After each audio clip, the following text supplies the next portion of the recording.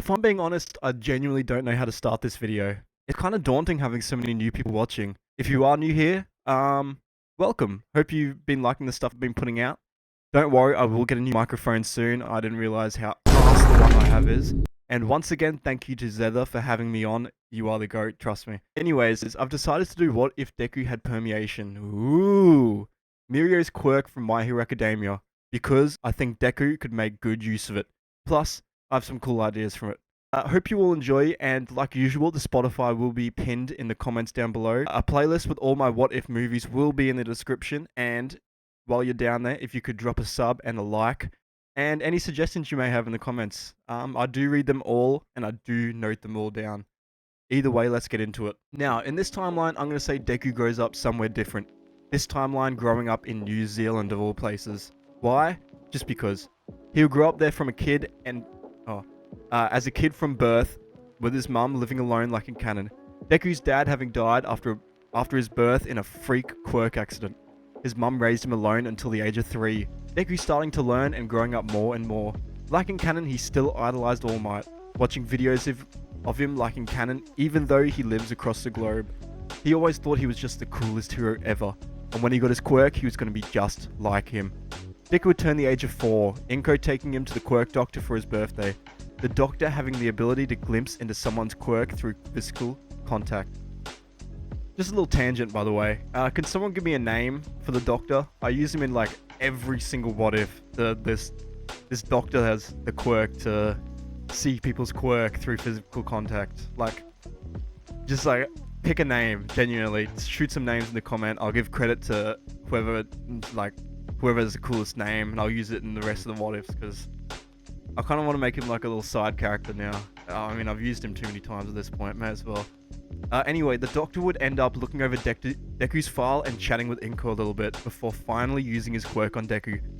Touching his hand to his head and closing his eyes before seeing an image and a description of his quirk pop into his head. Oh wow, aren't you a weird one? Inko and Deku look over, staring at the man as he explains Deku's quirk. Deku here has the ability to phase in and out of tangibility at will. Quite a scary power if I'm being honest. Kid, you're gonna need to be careful with this one, trust me. Deku looks at the man before looking at his hands.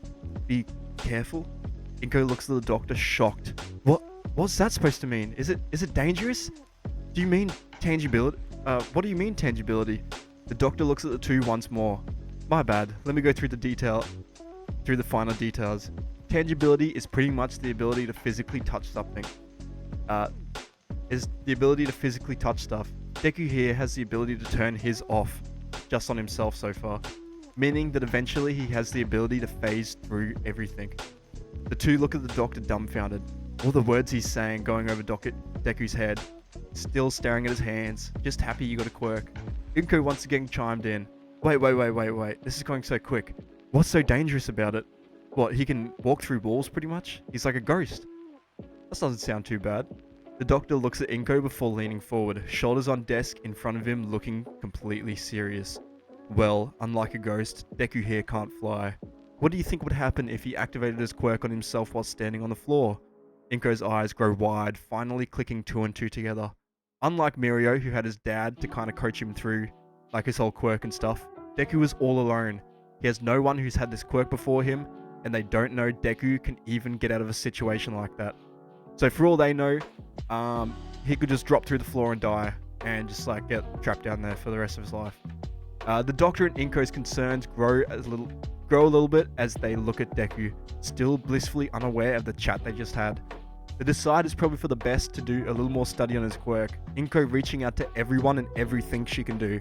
Doctors, schools, institutions, anyone to help Deku figure out how to use his quirk safely. Deku not going to school due to this, a year going by and Deku being 5 and still not having activated his quirk. He knew that he had it, but every time he thought about it, Inko would reprimand him. He starts getting fed up with this, something in the back of his mind itching him to use it, like a muscle slowly shrinking over time. He felt his powers were slowly drifting away from him. This is until someone about 4 months after Deku turned 5 finally messaged them. A message from an international institution, the Shield Company. They saw her request and after looking at Deku's file, they agreed to taking him for a little testing.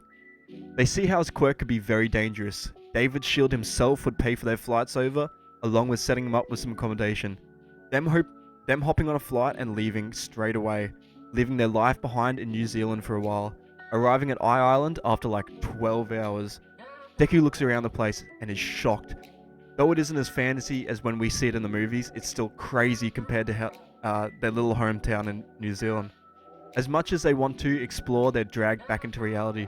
Jet lag setting in as David's shield finally meets them. He'd show them to their dorms before letting them sleep off the night. He wanted to start testing tomorrow, so they needed to sleep off the rest of the night as best they could. Deku would sleep the first night off and would eventually wake up nice and early, watching as the sun rise and Loki looking around the place. He figured there would be no villains there since, it was a private island. He felt safe. Walking around the place, he would actually bump into someone he knew pretty well, All Might, though not in his usual form. Deku would actually run into Small Might, being distracted by all the stuff going on around him and slamming himself into his leg. All Might would look down at the kid, starting to apologize. Deku would look up and smile. Deku would look up and smile, apologizing as well before asking what the time is. All Might would look at his phone, seeing it was about 8 o'clock. Deku's eyes opened a little bit, kind of scurrying off before backtracking back to All Might. Do you know how I could get to the research center? I'm supposed to be there in 30 minutes. All Might stares at the kid once more, kind of confused. Research center? Why the hell's this kid going there? He looks up, finding his bearings before finding the center. I can take you there if you want, kid. What are you doing there anyway? Deku looks at his hands once more. Mum told me that I'm training here. She won't let me use my quirk she hasn't let me use my quirk ever, but today I'm allowed to. All Might hearing this is kind of shocked, thinking back to a conversation he had with David about a strange email request he got. Well, crap. This must be the kid. He doesn't look very powerful, kind of scrawny if I say so myself. I wonder what his quirk is. They will make their way to the building, All Might dropping Deku off before walking off, shooting David a message and asking him if he can sit and watch. David of course agrees, and they all eventually make their way inside. They would see a huge open area, nothing but concrete. Huge concrete pillars arming the walls about 2 meters thick. Concrete floors and a concrete ceiling. This place was weird to say the least, every sound dulled by their solid walls around them as they walked past. Eventually they make it to another room, one much smaller with a weird metal pod in the middle, David explains how they're going to test his ability first, pointing to the pod and telling Deku to get inside. Deku kind of begrudgingly would get inside. David explaining how the pod was first used to contain prisoners, using a special alloy made from someone's quirk that has a quirk cancelling property. They all watch as David also snips some of Deku's hair off. I have a theory about this, and if I'm right, Deku, you could be amazing as a hero. David steps away from the machine, putting Deku's hair on the floor as Deku sat in the pod. Now, do you know how to use your quirk still? Deku nods. The feeling was still there. He'd been holding it off, but it was still there. I want you to activate it. This time on everything, your whole body, all at once. Trust me, kid, you won't fall. The pod below you is designed to catch you. Deku closes his eyes, everyone staring him down while David stares at the hair. Deku finally activating his quirk suddenly drops, slamming onto the metal frame of the pod. Everyone's shocked watching his quirk in action. It was so strange for them to see. David, however, grew a huge smile on his face, watching as the hair sunk into the floor before shooting up and out into the air. Well, seems I was right. He catches the hair mid-air and tells Deku to get out, explaining how his quirk works based on what he just saw. Deku, as you already know, you have the ability to turn intangible, but as mass cannot elapse.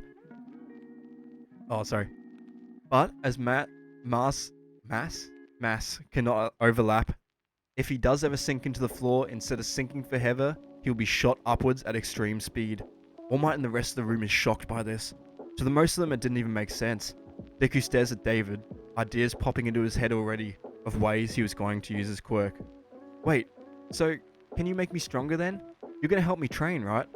David, looking at Deku, already taking a keen liking to him, along with it loving his quirk and seeing its potential, would agree to this, pulling Inko aside and asking if she would take an offer to leave her life behind in New Zealand to live on Island, so David and Deku could be as strong as possible. At first, she's shocked by this, thinking of her family Thinking about her family and friends before David shows her a nice sum of money in his bank account. She instantly agrees over there.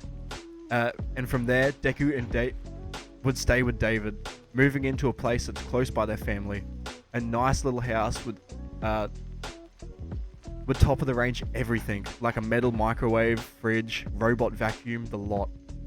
Deku and oh my god, sorry, my bad. Deku and Inko would end up staying the night at Island from about the age of 5 to 14. Deku throughout this time would end up meeting Melissa Shield, finding out she's quirkless and making her a really close friend. Like, no ship. I'm not going to do a ship either. If you want a ship, go watch One Piece. Anyways, Deku would also train in this time too, using their top of the range faint. Oh my god, sorry, I cannot read.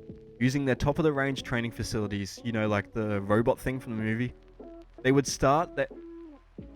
From the start, they would focus on his quirk, finding out more and more info on it through the day. Deku going underground for this time. Deku going underground for the first time, figuring out that unlike Mirio, he can breathe and he can see, though it doesn't really do him any well. I'm going to say some quirk, like BS allows him to do this, by the way. I cannot be asked trying to explain the science behind it or anything. There is no way. They also find out a pretty cool little side effect from his quirk. Deku bringing up a move idea that he had to them, which he would try out. Deku going back to that huge concrete room David had, grabbing a huge chunk of concrete and putting it in front of Deku. Deku would breathe in, feeling his quirk out and managing just to make his hand intangible. He opens his eyes and puts his hand in the rock, closing his fist before taking a deep breath in. David watches on, being startled by a huge break noise, a massive crack forming in the concrete from top to bottom. Deku's fist completely fine, but everything around it completely destroyed. Deku looks at his fist and smiles a little bit. David thinking, how is this even possible? Finding out that Deku's quirk works outwards too. If his mass overlaps with something else's, it will force the other thing away first. I'm kind of making this like Whitebeard's devil fruit from One Piece, think of it this way, right? Deku, when he's on the floor, he gets shot out because the floor's huge and he's just like a tiny little speck compared to it. But when he puts a small point, like when he puts his hand in something, on a surface, his quirk instead forces it away. So I'm just gonna say Deku punches, let's say he punches, right, and he makes his fist intangible, and he slams it into your stomach before making it tangible again. It wouldn't slam his fist back, it would slam you backwards to get you away from his fist, so it won't do internal damage or anything, but I'm gonna just say it reforms their body around his fist and they would just be sent flying, It'll get clear at the end of the day, at the end of the what if, I'm gonna be using it a lot. It's gonna be Deku's signature move. Anyway, David watching this would be astonished. This kid was a prodigy, along with super smart too. He wouldn't have figured that move out, not consciously at least. Once again, Deku would train with them for the rest of about 9 years, using the tech and stuff to get buff as hell, getting clothes and a suit that's designed for him, and overall getting way smarter too. Him and David would grow closer and closer during his stay too, watching the sports festival together, eventually even seeing Mirio. Deku of course thinking he was better than him. I'ma also say that due to him being such a long friend, Deku would be told about All Might and his quirk, because I'm pretty sure David knows about it. Though he would be told to keep it on the low. Eventually, around the 8-year mark, David would ask Deku what his plans were for the future. Deku smiles a little bit before thanking David for everything, but he knows he's got somewhere calling. UA. He knows he wants to go to UA. He's known since he was a kid. And in this timeline, he knows he's going to get in. He would finish his time with David and eventually pack his stuff, hopping on a flight to Japan, Inko staying on Island. So, Deku's living alone in this timeline. Eventually making it to Japan. That's where I'm going to end part 1, by the way. It's not that short. 15 minutes. That's not too bad. I did kind of stutter a little bit. Sorry it wasn't good as the xehther recording. I went through and edited all of that, which was a pain. But I think it was worth it in my opinion. Thank you for watching if you did end up making it to the end. If you do, then say the word. Shit, what's the word? Word of the day today is cheeks. Word of the day today is cheeks. If you made it this far, say cheeks, and I'll pin the first person. I'm pretty sure. Sorry to all the people that have been spamming Diddy in my chat. I completely forgot that I told people to spam it, and I just thought you people have been calling me Diddy this entire time. So my bad about that. Thank you again for watching. I know that there's a lot of new people here, and I'm just kind of hoping you like all my stories and stuff. I kind of went on a tangent on this one, you know, the whole island and stuff, but that's because I was watching xehther What If, by the way, and he went to Ireland or something on there, so kind of copied his idea. Thank you, xehther, again. Yeah, hopefully catch him for the next one. Catch ya.